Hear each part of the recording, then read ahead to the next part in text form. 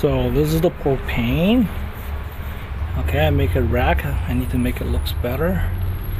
So you just go in from here and then go into the carburetor intake.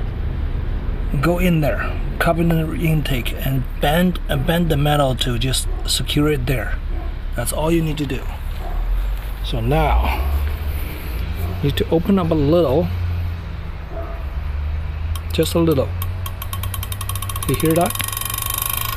And then once it runs, you need to adjust it.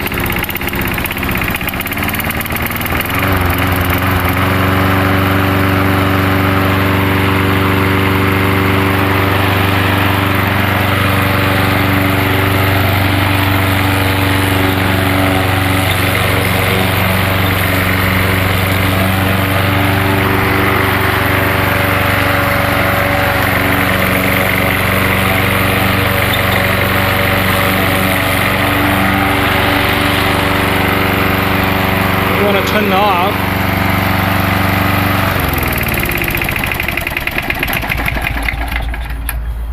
Whew, job done.